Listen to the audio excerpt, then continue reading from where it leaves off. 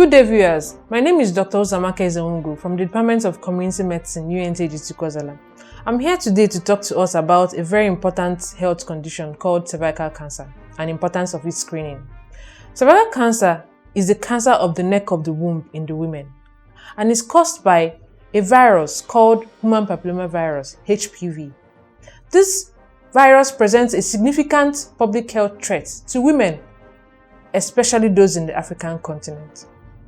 Cervical cancer progresses slowly from a pre-cancer stage, that's the stage before the cancer sets in, to an invasive cancer stage where the cancer has already set in.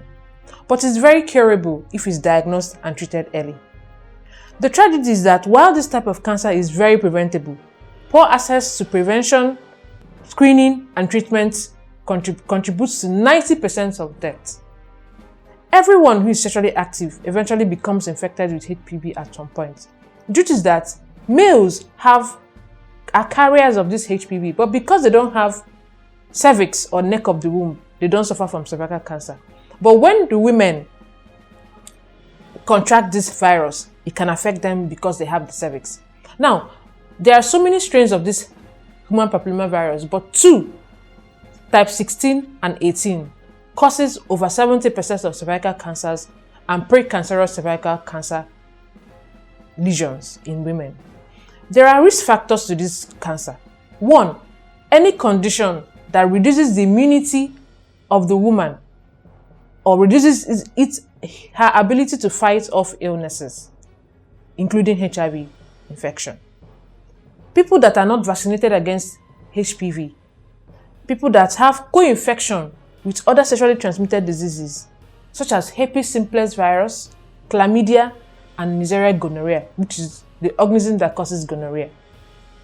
People who have multiple sexual partners, or whom their partners have multiple sexual partners, or who participate in high-risk sexual activity. Smoking is a very important risk factor and is dependent on how much smoke the person consumes and at the age which this person started smoking. People who also engage in long-term use of oral contraceptives are also at risk for cervical cancer.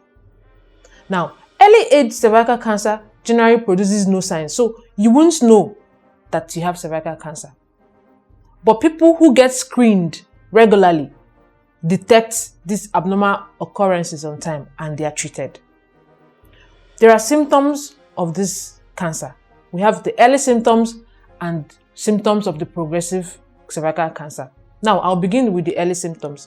First, abdominal vaginal bleeding. This is bleeding between periods or after intercourse or after menopause. Abnormal vaginal discharge, which can be pale, watery, pink, brown, bloody, or even foul smelling. Women that have heavier periods that continue for longer than usual time. These are also early symptoms, and you need to go and see a doctor to get screened to be able to know whether it's actually cervical cancer or something else, and it's treated early. Now, these other signs I'm going to talk about shortly are the signs we call symptoms and signs of progressive cervical cancer. That's when the cancer has progressed.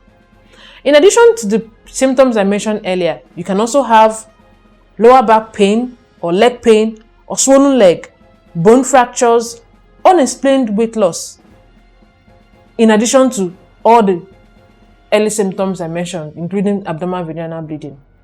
Remember I mentioned that this cancer is very preventable. We have the primary prevention and the secondary prevention. Primary prevention has to do with vaccination.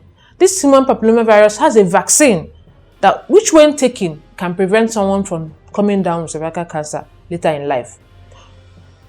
World Health Organization recommends that adolescent girls aged between 9 and 14 years get 2 doses of this HPV vaccine.